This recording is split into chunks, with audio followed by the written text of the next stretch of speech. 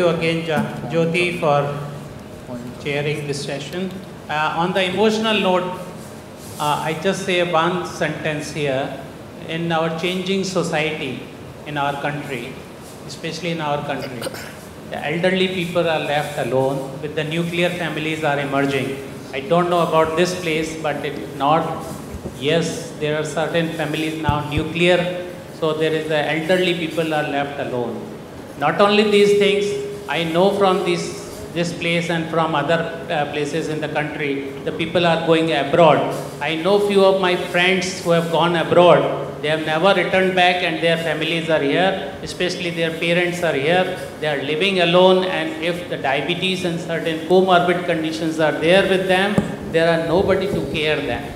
So Dr. Jyoti has kept and the scientific committee have kept the elderly caring in the last penultimate session. I think this is very, very important, and please, I'll give you the little introduction about the Srijit Kumar. He is a state IMA president. He is the consultant diabetes care center, chairman Indian Diabetes Education Association.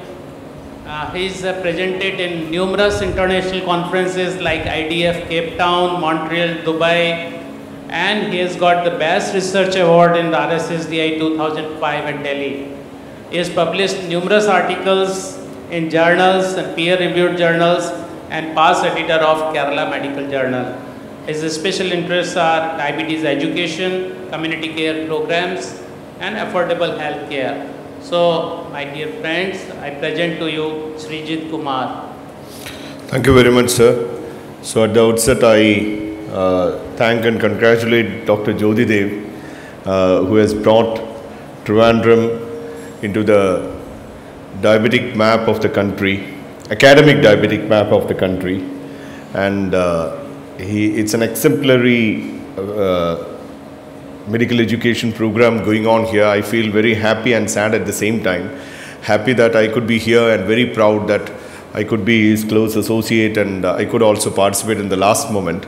And sad that I couldn't participate right from yesterday morning because due to some unavoidable official commitments of the medical association, when all our esteemed guests were flowing into Trivandrum, I had to fly out of Trivandrum, so that it was very unfortunate. But fortunately, I could land right on time for the last presentation, the penultimate presentation rather. So, diabetes in elderly, as told, is actually very important. And we know that the rate of diabetes is increasing. The 20 minutes is not moving. Is it extra time for me or?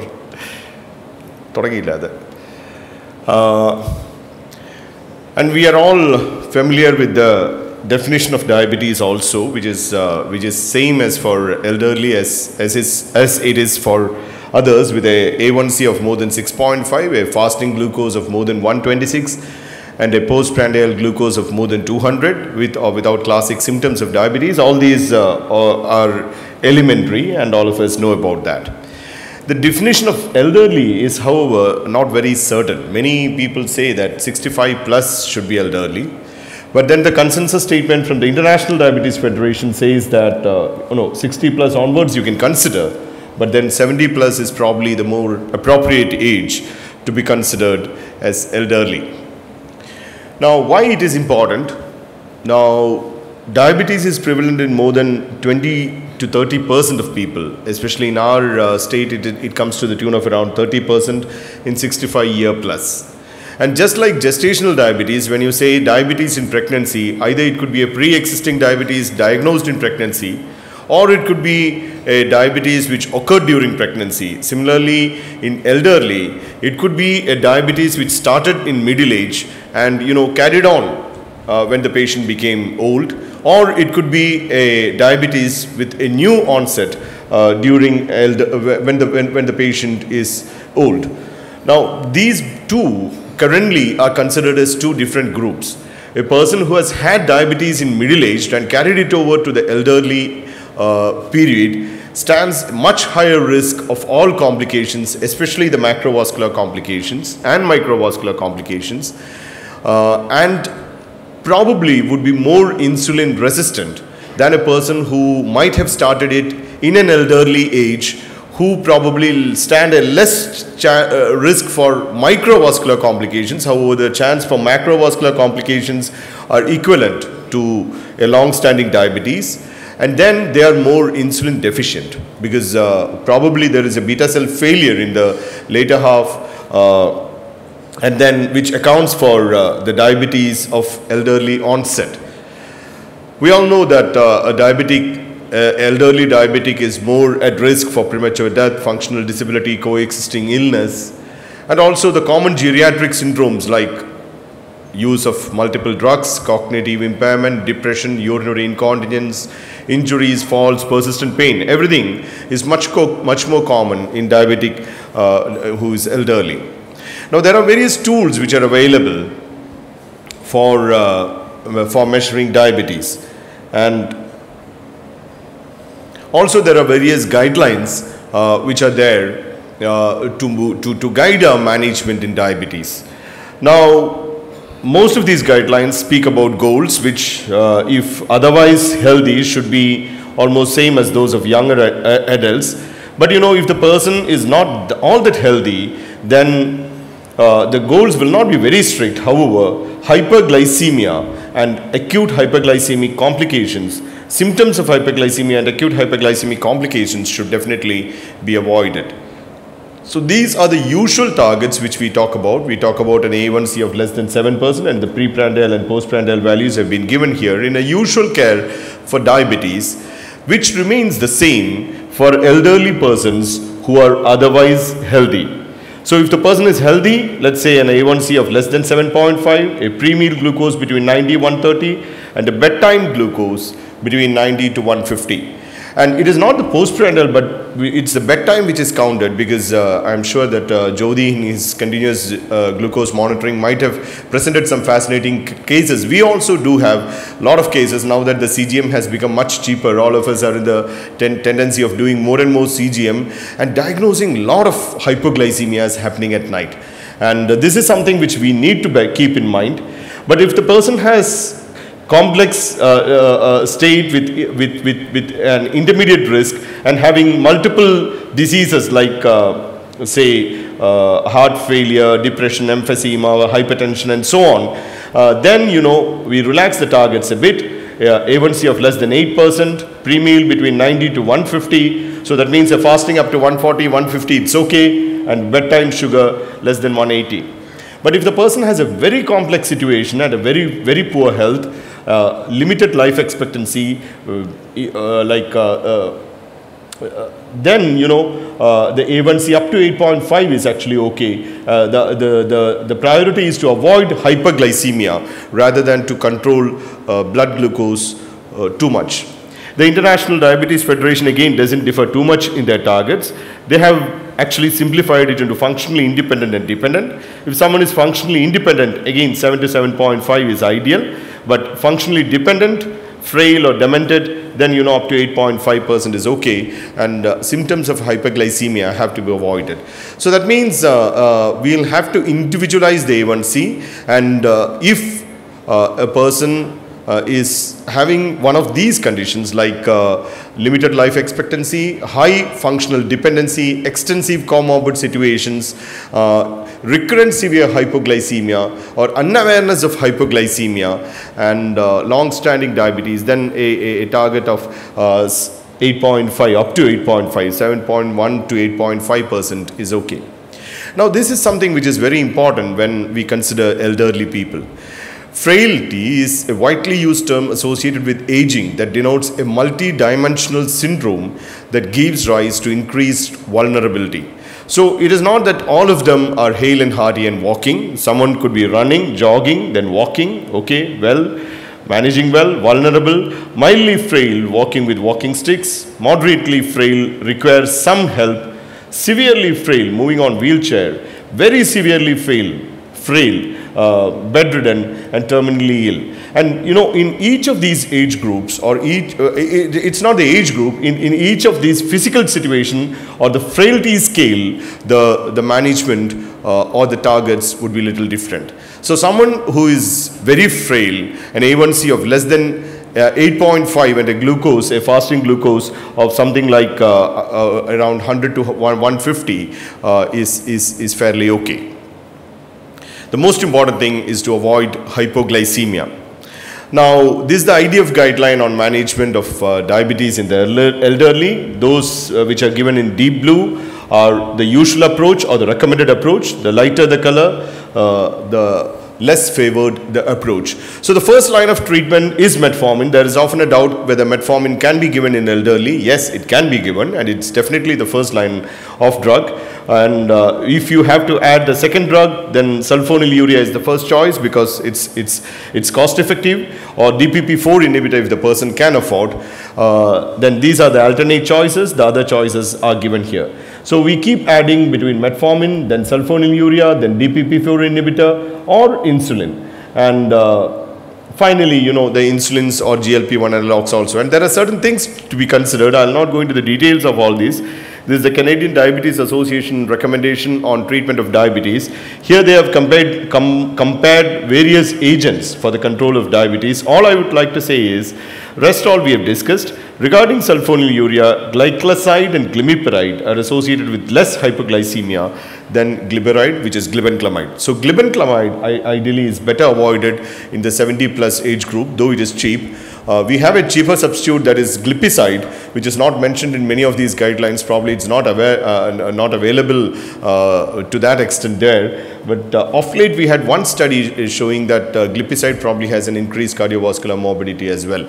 So glycoside and glimepiride are the better recommended sulfonylureas in the elderly age group.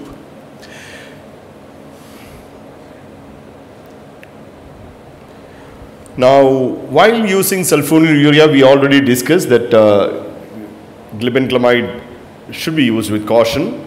Now, glitazones, it is not that glitazones are contraindicated. Maybe they can be tried. But however, there is increased chance for fracture and heart failure, and hence it should be used very cautiously. And when we come to insulin, there again, you know, it is actually very important that the conventional insulins, if the person can afford, should be substituted with the analog insulins, because definitely the chance for hypoglycemia is much more. And in many of our CGM studies, probably next time, sometime later, we'll also try to show our CGM values.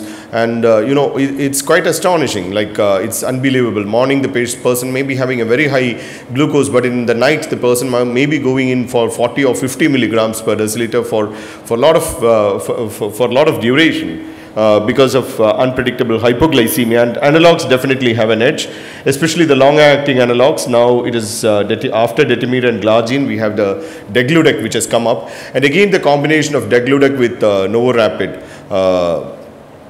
that is the Ryzodeg, which is again a very good combination. It can be given once daily, gives coverage for almost 24 to 24 hours. So that again is a very good insulin. So these are certain specific considerations when we consider the agent. So cost should definitely be considered, because you know, elderly, they may be coming to us to treat diabetes, but at the same time they would be going to a rheumatologist, they would be going to a nephrologist like Bina, they would be going to a neurologist. Bina would give everything other than a vitamin, so there will be a huge list there also. Then a neurologist, cardiologist, so there is polypharmacy, a lot of prescriptions. So definitely it is very important to keep the cost consideration at the top. And metformin, I already told, it's not contraindicated. But however, if there is a renal deterioration, then you know, it should be used judiciously. Now it should be avoided if the GFR is less than 30 ml per minute, and right now you have a lot of apps from where you can calculate the GFR, and you can download one of those apps, and you know, it will be very impressive for the patient also. You're doing some calculations on your mobile, and then you are saying you can or you cannot take metformin. Between 30 to 60 you can give metformin, but in a reduced dose. Thiazolidinediones we already discussed, sulfonylureas we discussed, insulins we discussed. GLP-1 is not contraindicated, but it's very costly.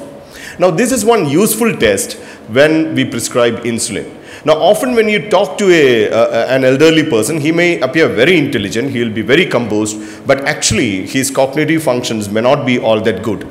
So while writing insulin, it's always good to give this clock test. Ask him to draw 10 past 11 or 11 past 10, whatever, in a clock, and then you can see how a normal person does it and how a person with cognitive disturbance does it. And if a person does like this, then probably you should not be prescribing insulin, or you should be very careful, or you should be educating the bystander, because he is definite to confuse with the dose, either overdose or underdose or miss insulin and so on. Again, hypoglycemia, we already discussed, is a very worrying problem, and we know that there is a spiral in hypoglycemia leading to the autonomic symptoms, the neurogenic symptoms, and finally, if unattended to, leading on to serious and severe problems. And it's very much true in elderly persons. Now, we can see here that, let it be the autonomic symptoms or the neuroglycopenic symptoms. Now, in a normal person, you can see here, in a middle-aged person, it's not normal person, in a middle-aged person or a young person, with the onset of hypoglycemia, the autonomic symptoms and the neuroglycopenic symptoms are triggered off, and with recovery they come down. But look here, in an elderly person, there is hardly any autonomic response, there is hardly any neuroglycopenic response. So it's very important that hypoglycemia is otherwise identified by frequent self-monitoring, or if possible by continuous monitoring. And every attempt should be made to avoid hypoglycemia. There are a lot of reasons why hypoglycemia occur, and these are some important clinical points which need to be considered. Assess each individual's risk of hypoglycemia, because at times it could be very, very detrimental. Avoid blood glucose less than 110 milligrams per deciliter, and A1C less than 7%. If someone has an A1C of less than 7%, an 80-year-old man, don't be too happy about that. It shows that he is having frequent hypoglycemia. So try to get a CGM done or a self-monitoring blood glucose profile done, and this is possibly a warning of impending hypoglycemia. A hypoglycemia management kit should be readily available, and we have a tablet called HypoTab, dextrose tablets, which can be easily taken. It's 4 gram. You can take 4 tablets at a time. And every person who is self-administering insulin should have an evaluation of self-administration abilities. And this again is a very important practical point. Now, these are the most important comorbidities, especially when we consider diabetes. One is hypertension. We all know that the blood pressure has to be kept less than 140/90, and initially we start with lifestyle measures like weight loss, reduced salt intake, moderate alcohol intake, and so on. And pharmacological therapy, ACE inhibitors or ARB, again, if there is no severe deterioration of renal function, and multiple drug therapy would often be required to control blood pressure. Now, coming back to the chart which I projected early, in healthy person, the target is 140/90, otherwise 150/90. So that means, whatever be the otherwise the condition of the patient, the blood pressure has to be controlled. And now coming to the use of statins, definitely in elderly patient is definitely not a contraindication for statin use. It is an indication, and I am sure that Tiny sir might have discussed that yesterday also. Prevention of cardiovascular morbidity, and statins definitely should be considered, especially for secondary prevention of coronary artery disease. And statin, and this might have been discussed here yesterday. Now again, let's see this. More than 75 years, without any risk factor for heart disease, moderate intensity statin; with CVD risk factors, moderate or high intensity statin; and with prevents cardiovascular disease, high intensity statin should be given, and the adherence has to be monitored. Now, diet also should be looked into. Often the diet is neglected. Special formulas are not required. The usual diet can be given. Now, whatever we have said so far, I'll summarize in a couple of in a few recommendations which was put forward by the Canadian Diabetes Association. So the first point is, if the person is healthy, the glycemic targets are same as for younger people. If the person is frail, then relax the A1C to less than 8.5 and a preprandial glucose 100 to 140.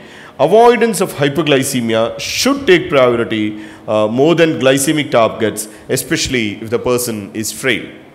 Now, in elderly people with cognitive impairment, strictly avoid hypo and choice of anti-hyperglycemic therapy and less stringent A1C. Elderly person should perform aerobic exercise and resistance training if not contraindicated. for physical fitness as well as to improve glycemic control. In elderly people with type 2 diabetes, sulfonylurea should be used with caution because of the risk of hypo. Initial dose of sulfonylurea in elderly should be start with half the dose. That's what they have told. Glycoside or extended release glycoside, glimepiride are the usual sulfonylureas of choice. Meglitinides also can be given, but not very popular in our part of the country. In elderly people, thiazolidine should be used with caution. We told there is risk of fracture and heart failure. Then your long-acting analogs like degludec, detemir or glargine is preferable, and pre-mixed insulin is definitely preferred rather than mixing insulin by the patient, because often they may change the doses. The clock drawing test, which we alluded to a little while back, is actually very useful. Probably we may not get the time to do that, but maybe we can ask one of our assistants to have the patient use that. And it's a fairly good single point assessment of the cognitive ability of the patient. And diabetic diet also we already came to. So these, for a broader view, you can actually log on to one of these sites which gives very great details of care of elderly. So to summarize, ladies and gentlemen, diabetes in elderly, this is the checklist. Assess for the level of functional dependency or frailty, individualize glycemic targets, avoid hypoglycemia and in cognitive impairment, select the anti-hyperglycemic therapy carefully, give a regular diet, and these are certain other considerations. We also have to consider the comorbid situations, cognitive dysfunction, various functional impairments. It's just not important that you just control the blood glucose, but we'll have to address all these situations. Their gait problems, urinary incontinence, sexual problems, avoiding falling and fractures. You know, actually control of hyper and hypoglycemia has an added advantage that falls and fractures also can be reduced. We'll have to be worry about the drug interactions. Also, always look for depression and treat depression, because probably this is one of the most important things to improve the quality of life and also address the nutritional status as well. So before I wind up, I have just 10-20 seconds to talk about the latest initiative of the Indian Medical Association, that is the Patient Care Fund. I would request all of you to kindly log on to this website, www.patientcarefund.org. It's a huge attempt by modern medicine profession to bring to win the glory and esteem of the profession by providing adequate care and help to our citizens. You can contribute to the fund, and also you can actually publish all your charity activities in this fund. Whatever charity activities you are doing, all the modern medical professionals should publish in this fund, so that collectively after a year we will be able to tell that this is the charity service which modern medicine profession could do in the year.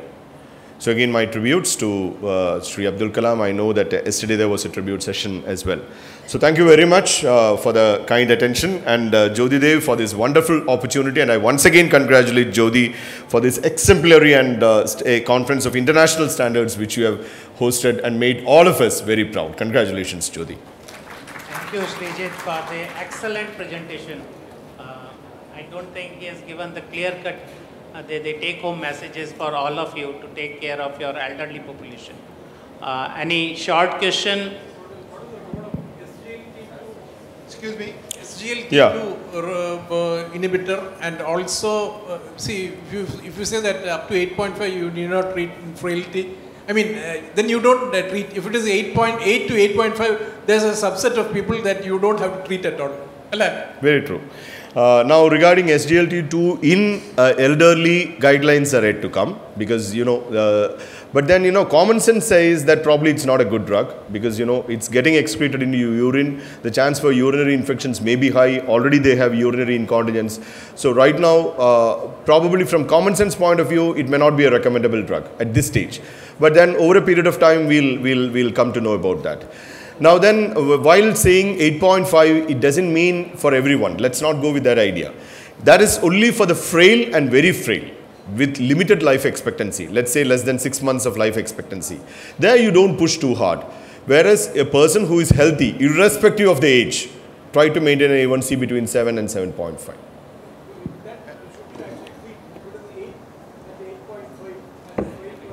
Sir, actually, yes, you should treat. But if the question is whether you should be giving pharmacological agents, then you know it will depend upon.